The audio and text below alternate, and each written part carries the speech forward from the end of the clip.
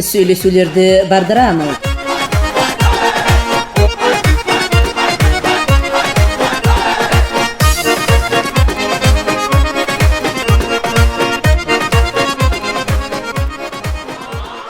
Эфирда кызыклы адамдар акында деген сөйлөшүү.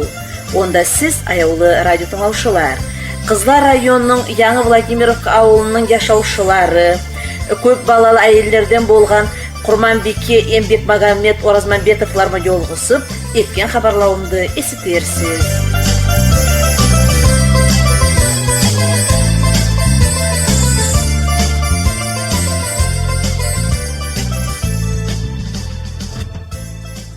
Курманбеке абай, міне біз сізді білеміз көп балалы айелдерден деп. Міне сізге 9 балады асырап, яшаудың кең жолына шығармағышты қиын болмады ма? Не айтар едіңіз? Неге десе әлгі яссылар 1-2 сәби тауып қойдылар. Біз 9 жанымыз бар, Аллаға шүкір, Алла көп көрмесін. Колхозда ішледік, үйде де ішледік, о zaman 2 ай декрет береді, дороду и после роду. Şonu mana neşik olsa da semyamızı sakladık, ballarımızı sakladık. Ne zaten kuşumuz yetken kadar. Keşke olsa, akşam olsa saat 10'a 11'e diyeyim yatmayaydım paka ballarga. Bu iske gete, men taslap, men dağda uygu gelip, seçtekemiz ekimiz. Şöyle ballarımızı ötürdük, 11 klas okuturduk, vысшее образование verdik. Только şonda ikisine verilmedi vысшее образование. Балаларымда айтайым, үлкен қызым университеттен иностранный язык, иностранный. Екінші қызымыз биолог университет біткен. Үшінші қызымыз, Аллаға шүкір, Алла көп көрмесін, филолог. Золотой медалға бітті школады, красный дипломға бітті университетті. Дөртінші қызымыз сельскохозяйственный институт бітті, әлі іштеген старший инспектор налоговыйда.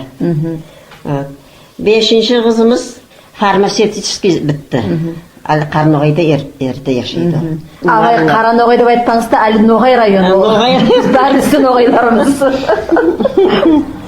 6-ші қызымыз сельскохозяйственный институт бітті, әлі Мағашқада министерствода ішлей. О қызымыз біздің Хатима деп.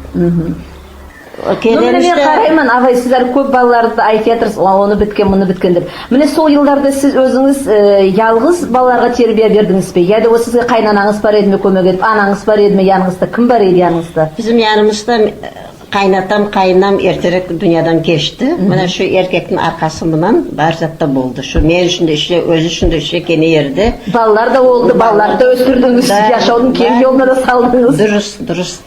7 қызымыз, 2 ұланымыз бар. Міне әлі мен қараймын, сіздің қолыңызда міне оны қыларыңыз болса ярайды. Да. Сіз келініңізбен тұрасыз ба? Келініңізбен тұрады. Сіз балаларды қарама көмек етесіз. Мына, соң үшін көмек еттірам. Келініңізбен қайтып тіл табасыз? Менің келінім бек ару келін. Қызым кетті. Bir yerinde neправильно етілген құллығы olsa, мен айтамын, Альбина балам, сенің ойерің олайту еді, бұлай етпей ерегенді, бұл обижаться етпей етеді өзі. Мама, ару, мен білмей қалдым деп. Мен айтатағаным, әлі яс келіндер оларға бір зат айтпады болмайсың, тез ашуланадылар, тез недеділер. Bizim gelimiz olaydı o. Bizim gelimiz на весь село да біле. Біз өзіміз де игі оға, поддерживаем. O da бізге игі, так қызымыз кетті. Біз de bu келін, bu чужой заттан Ногайский районына аламыз біз оны. Олай бізде различие жоқ. Ноғай районынан болғанға да сөйлесті айтыңыз, Қараноғайда деп. Ноғай районынан болғанға да ару келін түскендір сізге. Может быть. Ноғай районында яман келіндер, яман қыздар жоқ. Нет, всякое бывает. Ендігісі мен хабарлауымды әйелдің басы Бекмагамет пен бардыраман. Сіз, Бекмагамет Ясикон, сіз не айтар едіңіз? Сізде ауылыңыздың, районыңыздың социал-экономикалық әлін тұрғыстуда өзіңіздің аз болған үлесіңіз салғандар сіздің есімізге келеді, неге десе совет жылдарда. Не айтар едіңіз? Не айтар? Қарауылықта ішледік, қарауылық еттік. Полеводствода işleyerek ekimiz eratını işledik. Köy yağın kuş özüme alatağına ben bunu iyide kalırım. Yaşlılığı yok oldu bizde o zaman. 9 bala iyide katındakiler, göğsü kız balalar şkola hazırlamaya gerek. Kıyım balaydı var. Köy yağın özüme alaydım. Şöyle işledik. Allah'a şükür östürdük. Allah sağlık. Міне бүгінгі yaşауыңызбен сіз разысыз ба? Не айтар едіңіз? Hayır razımız. Değil. Yani, Allah'a şükür sağlık da var. Ballarım da sağlık. Berzat şartı. Emişlik olsun. Yaxşılık olsun. Абай, міне сіз не айтар едіңіз? Міне яс әйелдерге, ясларға өзіңіздің яс икон есапта маслағатыңызды, насихат сөзіңізді сіз қысқа аяқлы адам болғаннан соң. Мен айтарым, әлгі яшыр осал біраз. Бек осал олар.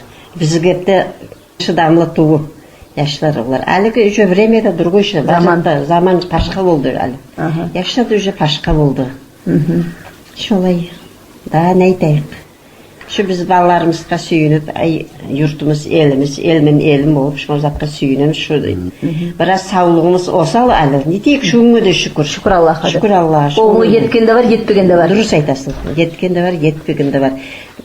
Әлі менің Аллах'a шүкір 3 правнучкамыз бар.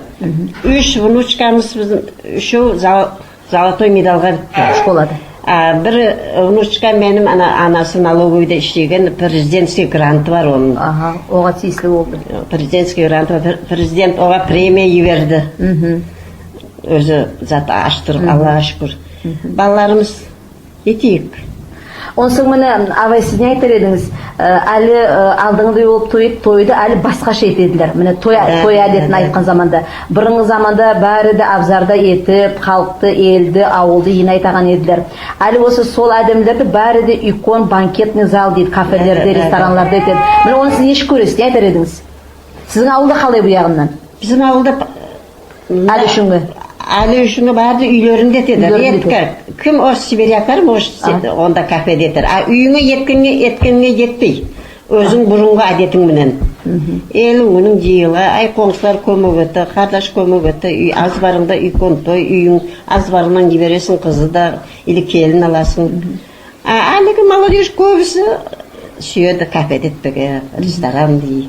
Ну, кәмі как. Міне сіз соншақлы балады өстіріп, сіз оларға үйкон тойды еткесіз. Еттік. Міне сізге қиын болмады ма? Қиын болды, болса не дейін, біздің родительский обязанность то. Оларды 15 жыл оқыта керек, институтыман, қолына диплом бермей керек. Той етпей керек, что положено им дарить надо, дарствый родительский. Дағы не айтайық біз қолымыздан келген шоларды біз бір стойкада қарамадық, шо балаларға қағып қолына диплом берейік, шоларды оқытайық, шоларды әрісін зат етейік деп.